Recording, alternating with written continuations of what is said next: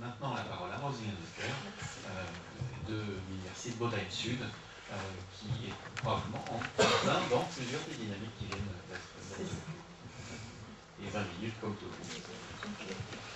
Bonjour ou rebonjour à tous. Donc moi je suis Roselyne Lecœur, je viens de l'Université de Bretagne Sud.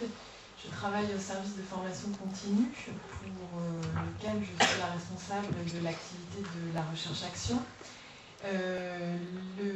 La perspective que je vous propose ce matin, c'est de vous montrer dans quel lien est-ce qu'on travaille avec les deux témoignages qu'il y a eu avant et comment on met en œuvre des actions très concrètes sur un territoire et particulièrement celui de Lorient suite à les grandes dynamiques impulsées par la région qui viennent de vous être présentées.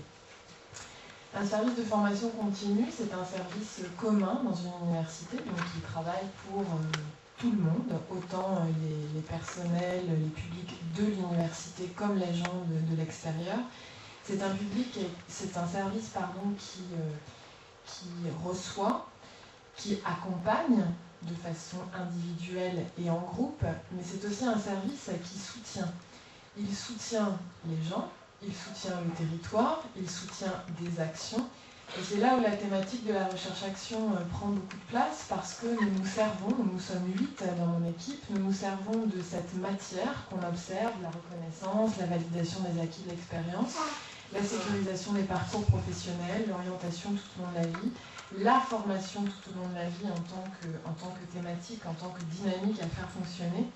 Et puis, nous avons un rôle d'observation, de prise d'information, d'actualisation de cette information pour proposer des actions innovantes, des expérimentations pour les publics qui ont besoin de développer, qui ont besoin d'avoir des réponses à leurs besoins, voilà. Donc on intervient sur un certain nombre de sujets.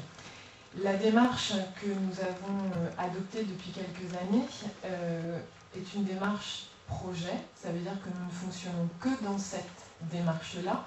Nous conduisons un certain nombre d'études, qu'elles soient locales, territoriales, qu'elles soient nationales, européennes et internationales.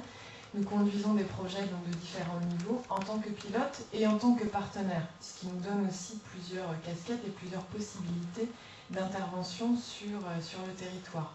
Le point commun de toutes les actions que nous menons, c'est que chaque expérimentation ou chaque étude que nous allons mener est à destination des publics, des personnes qui vivent sur notre territoire, particulièrement le territoire du pays de Lorient, bien que notre université soit multisite. Et donc on va dire au sens large, le territoire du Morbihan est concerné, mais on fait très souvent des focus sur le territoire de Lorient.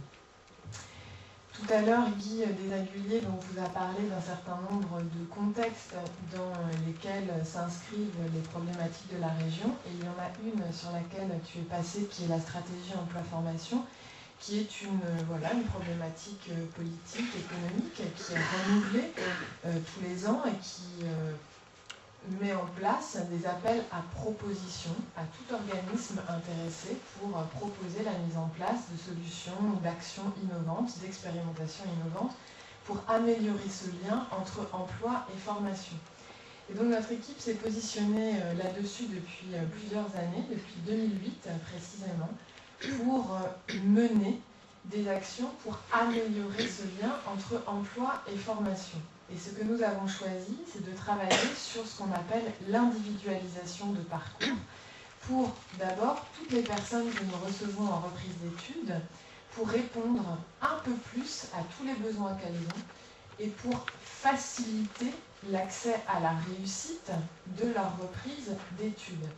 Et c'est là où intervient le numérique, puisque en matière de formation, M. Marchandise posait la question tout à l'heure de savoir comment le numérique intervient dans la formation.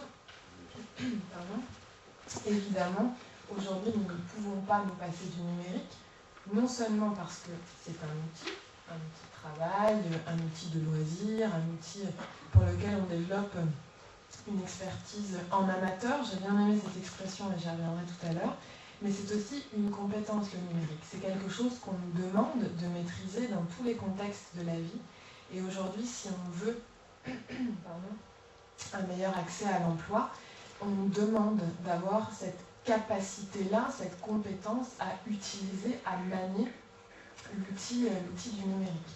J'espère que je vais pouvoir continuer à parler. Il y a quelque chose qui me dérange, pardon. Donc, depuis 2008, nous avons mené des expériences que nous avons appelées Impair, puis Impair Réseau, puis dans ce dernier volet qui s'est achevé en février dernier, que nous avons appelé Impact, individualisation des parcours en reprise d'études, université et territoire. Merci. L'individualisation, je vais vous lire la définition en quelques lignes qui représente bien le contexte d'intervention dans lequel nous sommes. L'individualisation est une démarche d'adaptation qui vise à prendre en compte les besoins et les contraintes, qu'elles soient personnelles ou professionnelles, des adultes en reprise d'études, puisque là il s'agit du contexte que nous avons choisi. Donc, ça concerne l'adaptation de l'accompagnement qui est proposé, en partant du principe que l'adulte en reprise d'études est acteur de son parcours et qu'il co-construit avec les professionnels de la formation un suivi correspondant à ses besoins et à ses contraintes. Ensuite, ça signifie adapter les parcours de formation en repérant les besoins et les attentes des adultes en reprise d'études et proposer des solutions adaptées permettant un parcours de formation cohérent et aménagé. L'individualisation, qui n'est pas de la personnalisation, mais dans une nuance un peu différente, cette individualisation-là, nous l'avons testée en proposant donc un certain nombre de services et évidemment en essayant de mettre en œuvre des services liés au numérique. Ça veut dire, quand on essaye de répondre à des contraintes personnelles ou professionnelles, l'accès aux cours en présentiel peut être un problème. Donc nous avons essayé de pallier cela en proposant des systèmes à distance. Et c'est là où le numérique intervient. Et puis enchaîne, suppose tout un tas de retombées sur le métier d'enseignant. Étant moi-même enseignante, je peux dire aujourd'hui que l'avancée du numérique a fait évidemment évoluer notre métier dans la transmission des informations, dans le niveau, dans le type de communication que nous avons avec nos étudiants. Ensuite, mettre en place du numérique et cet accès à distance suppose du matériel. Il faut avoir non seulement nous à l'université les moyens d'utiliser ça, mais ça suppose que les gens aient aussi accès à l'information par le biais du numérique. Donc en chaîne, ça a renvoyé, cette thématique-là a renvoyé tout un tas de problèmes et de circonstances sur lesquelles il a fallu travailler pour essayer d'obtenir le meilleur service possible pour l'usager, toujours dans cette idée d'essayer de faciliter son accès à la réussite du diplôme pour lequel il a repris ses études. Donc là, il y a deux dimensions. Il y a le projet en tant que tel, que la région a financé depuis 2008, qui a donné un certain nombre d'impacts très positifs, par exemple sur l'aménagement et l'outillage à l'université, sur le renforcement et la qualité de service que nous proposons aux usagers par le fait de la prise en compte des besoins qu'ils ont, et puis par aussi la mise en réseau. Dans mon métier, si je ne suis pas informée, par exemple, des stratégies de formation, ou bien du renouvellement, des problématiques, des politiques qui se jouent sur les territoires, je ne peux pas inscrire mon travail en réponse à ces problématiques-là. Donc mon travail du quotidien, c'est de me tenir au courant, c'est d'utiliser tous les moyens de communication que j'ai à disposition pour alimenter ma connaissance et pouvoir non seulement répondre à des besoins que je vois sur mon territoire, mais au regard de ce qui est proposé par des appels d'offres, par de nouvelles politiques qui se mettent en place, par voilà, des sujets sur lesquels nous pouvons être attendus. Donc ça suppose que je participe à différents réseaux de travail, à différentes échelles. Autant sur le niveau local, où on se réunit, on essaye de se connaître au mieux dans le réseau de l'emploi, formation, orientation, mais aussi jusqu'au niveau européen. Guy Desaguliers citait tout à l'heure le groupe IRLAL, qui est un groupe européen avec lequel nous travaillons beaucoup, pour essayer de se nourrir de ce qui se passe ailleurs, et pour pouvoir s'en servir sur notre territoire, et puis nous aussi transférer ce que nous avons expérimenté sur notre territoire pour le développer et le faire pérenniser ailleurs.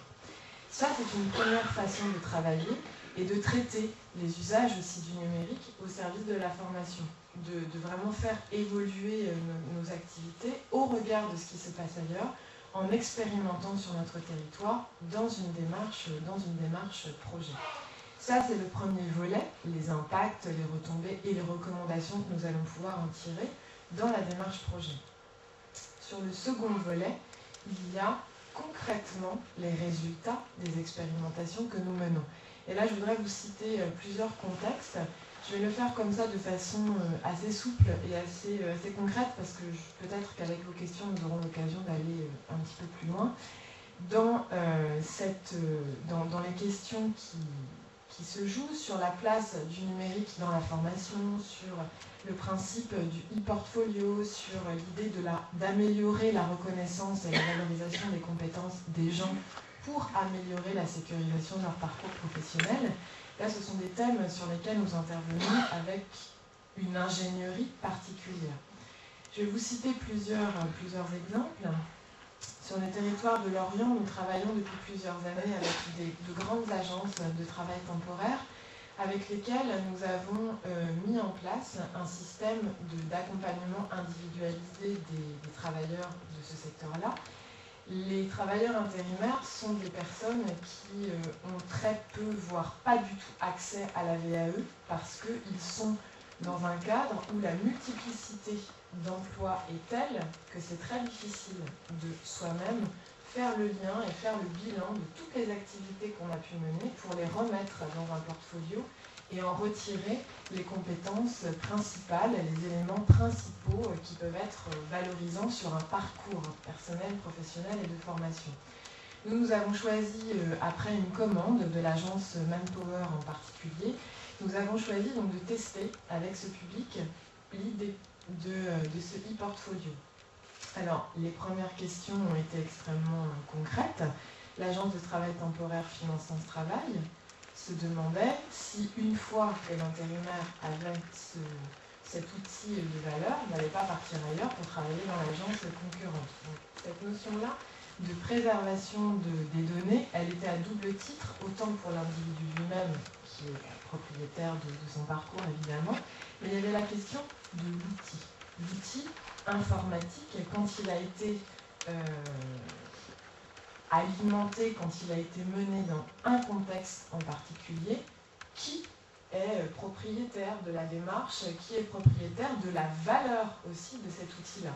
Donc là, il a fallu travailler sur tout ça pour que, évidemment, ce soit l'intérimaire qui soit propriétaire de l'entièreté, comme on dit, de cet outil-là et qu'il puisse se l'approprier et continuer à l'alimenter au fur et à mesure de sa carrière. Ça donne des informations et des impacts intéressants sur le territoire précis de Lorient, puisque ça met en réseau un certain nombre de structures, ça permet de faire connaître, ça permet aussi de montrer comment est-ce qu'on peut améliorer l'adéquation entre les profils de compétences qui sont présents sur notre territoire et les emplois disponibles, voire à créer, quand on connaît les profils de compétences qui sont disponibles sur le territoire. Donc ça, c'est une forme d'expérimentation que nous avons menée. Une seconde forme d'expérimentation menée pour un public tout à fait différent, c'est au sein de notre université avec un projet qui s'appelle Les Apprenariales, je pense donc j'agis.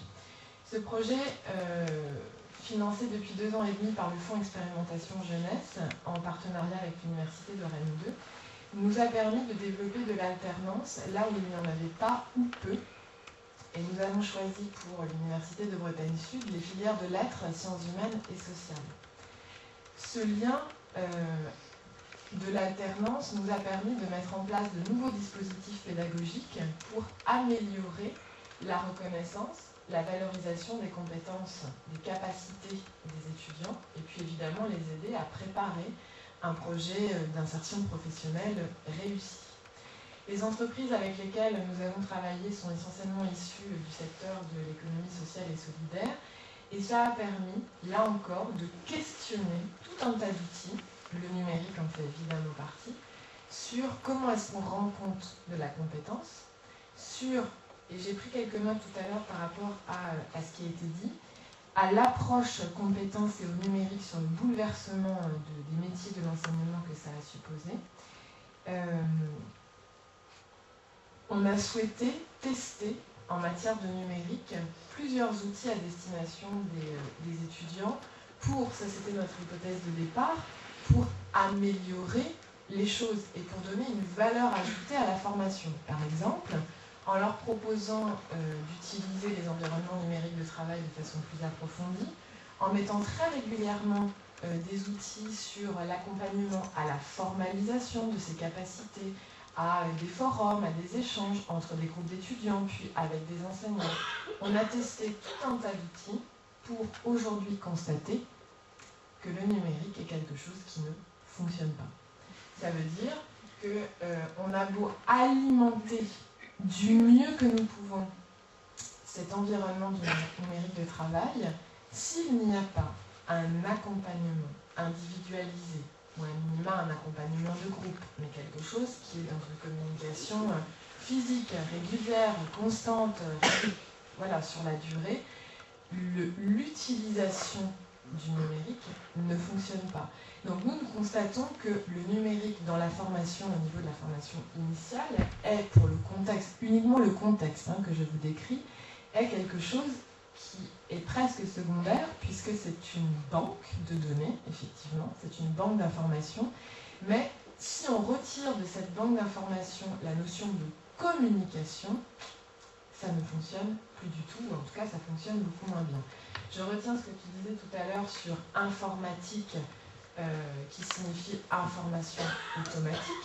Ça nous a permis aussi de repérer que le numérique, et je reviens à ce que M. Marchandis disait tout à l'heure sur le numérique et l'informatique en tant que compétence développée de façon experte souvent, mais dans le domaine amateur. Nous, au quotidien, eh bien, on finit par penser que l'informatique, quand on est étudiant, tout le monde sait comment ça marche. Tout le monde sait. Sortir une feuille, dactylographier, j'ai besoin d'un rapport, j'ai besoin de quelque chose.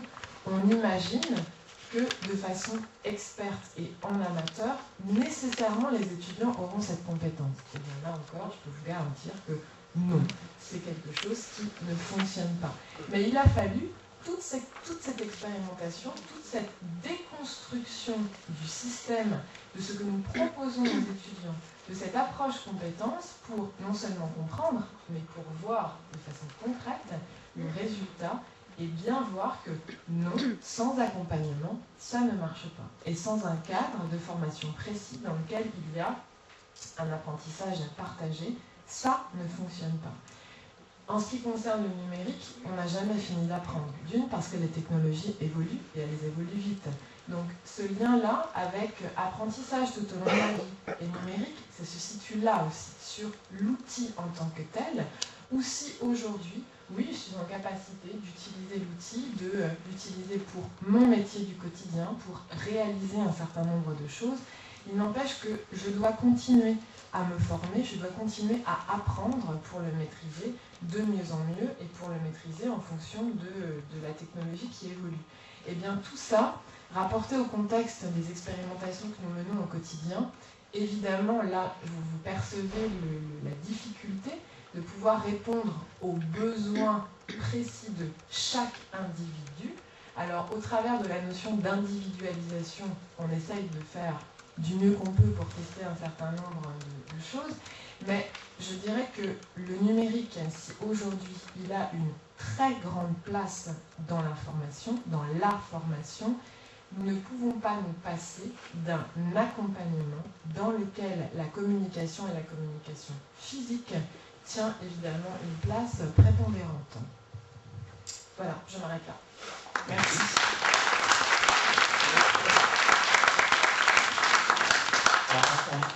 On a pour l'instant préservé le quart d'heure de retard du début.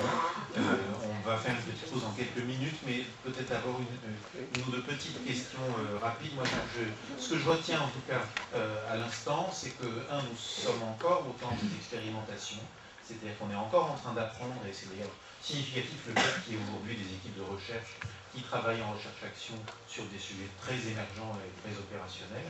Il y a d'ailleurs ici ou là dans la salle quelques étudiants, notamment de Rennes 2, de la filière à laquelle appartient Sandra Safourcade et que je connais bien, qui illustre ces approches réflexives, des nouvelles approches, des nouveaux métiers qui se jouent. La deuxième chose que j'entends, c'est le fait qu'il y ait une remise en cause du numérique magique ou du numérique automatique. Ce que vous faites au fond tous les trois successivement, chacun à sa manière, c'est de le remettre à sa place et c'est de dire on essaie d'avoir un cadre d'ensemble qui fasse sens, mais le self-service numérique, le numérique sans accompagnement ou l'investissement sur des moyens numériques qui ne correspondent pas à autre chose, ça recoupe des choses qui se disent depuis des années. Par exemple, autour du fait que la formation ouverte et à distance, elle n'est pas seulement à distance, mais qu'il y a beaucoup plus d'hybridation dans les processus.